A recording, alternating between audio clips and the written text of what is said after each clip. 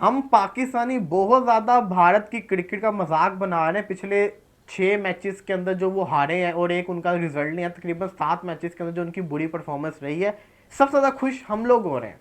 हम उनका बहुत मजाक उड़ा रहे हैं। लेकिन ज़रा अगर हम सोचें, मजाक बनता है यार। बात तो यहाँ पे आती है ना, दी मैटर सबसे ज़्यादा इंपॉर्टेंट चीज़ दुनिया में क्या है क्रिकेट के अंदर? ट्रॉफीज। ट्रॉफीज का जहां मामला आता है, ओडीए के अंदर भी चैंपियंस ट्रॉफी जीते हुए हैं, T20 के अंदर पिछले 2 वर्ल्ड कप जीते हुए हैं। और T20 के अगर वो 7 मैचेस में से कोई भी नहीं जीते, तो क्या हमें बुरा उनका मजाक उड़ाना चाहिए? मैं ज़रा इस चीज़ सोच रहा था। फिर मेरी एक बंदे से बात, उसने बड़ी अच्छी बात की, कहता कि देखो बात बताऊँ क्या है, वो कर सकते हैं, हम लोग खुश हो रहे हैं, लेकिन हम उनकी फ्यूचर की थिंकिंग नहीं सोच रहे। आप देखें वो एक्सपेरिमेंट्स क्यों कर रहे हैं। वो एक चीज के ऊपर नहीं चलते। उन्होंने वर्ल्ड कप जीता, उन्होंने कहा बस ठीक हो गया, ये चैप्टर यहीं पे क्लोज हो गया, खत्म कहानी, वर्ल्ड कप जीत लिया, ये कहानी हिस्ट्री बन गई। अब फ्यूचर के बारे में वो सोच रहे हैं। उनको पता है जिन्होंने अभी वर्ल्ड कप जितवाया उनको हम 5 साल लेके नहीं चल सकते।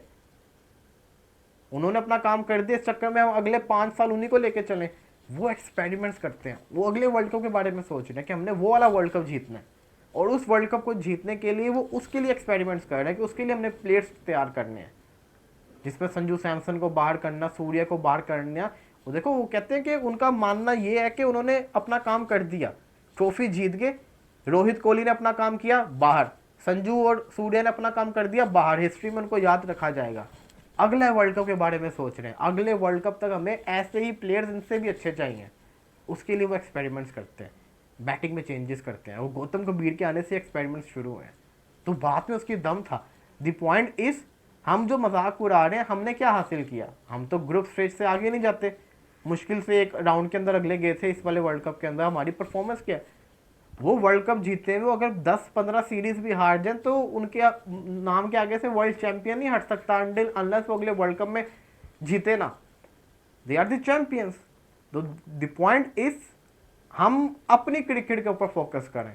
और बात सही है, बीसीसीआई अवाम के प्रेशर से डरती नहीं है, बीसीसीआई प्लेयर्स के प्रेशर से नहीं डरती। बीसीसीआई हमेशा अपनी टीम को बेहतर बनाने के लिए जो पॉलिसीज लेकर आती है उसके ऊपर उतरती है।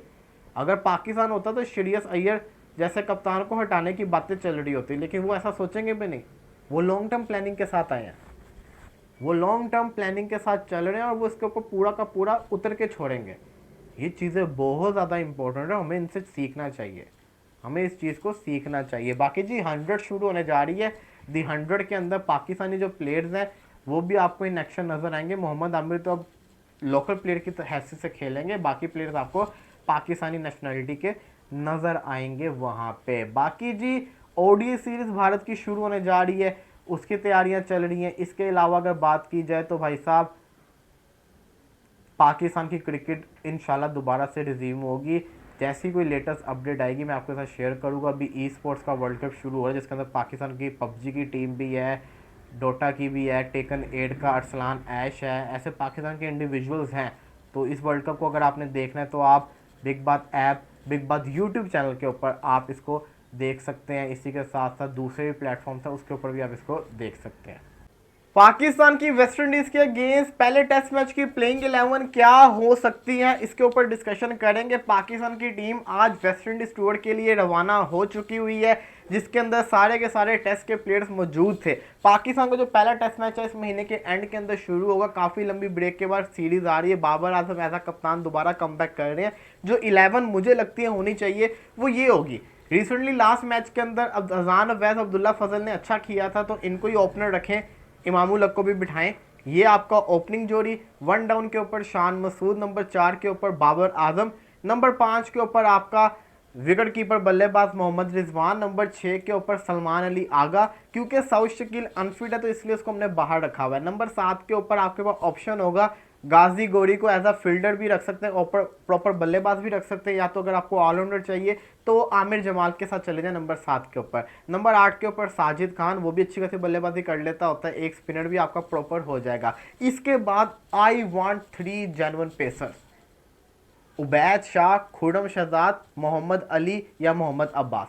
मुझे ये पेसर्स चाहिए, मतलब कि 3 आपके पास जेन्युइन पेसर्स हो, एक आपके पास प्रॉपर कहते हैं ना स्पिनर हो, और एक आपके पास जेन्युइन ऑलराउंडर आमिर जमाल, फिर सलमान अली आगा ऑप्शन के ऊपर होगा। तो ये अगर आपके पास 5 बॉलर्स प्रॉपर होंगे ना तो आप मुकाबला करेंगे। आपको बताता चलूँ, ब्रेंडन मैकलम टेस्ट की कोचिंग से हट गए हैं, पाकिस्तान का अगला टूर है इंग्लैंड वाला, तो वो भी बड़ा इंपॉर्टेंट है, वो ज़्यादा इंपॉर्टेंट है आपके लिए। तो बेन स्ट्रोक नहीं है, ब्रेंडन मैकलम नहीं है, इसका मतलब है जो बेसबॉल एरा है वो ख़त्म हो गया, अब वो एक प्रॉपर स्किल वाली क्रिकेट खेलने की कोशिश करेंगे।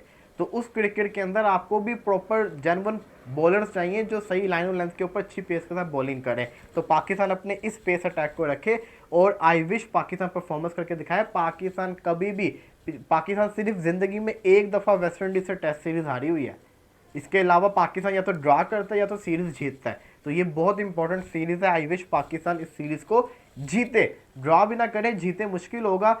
आकिब जावेद को तो लगता है सिर्फ एक ही जीत जाए बड़ी बात होगी, लेकिन मुझे पूरा यकीन है पाकिस्तान ये टेस्ट सीरीज़ और अगली टेस्ट सीरीज़ के अंदर अच्छी परफॉर्मेंस करके दिखाएगा। इन लड़कों को परफॉर्मेंस करने का दोबारा जुनून आता हुआ नज़र आ रहा है। ये तो होगी ना पाकिस्तानी क्रिकेट।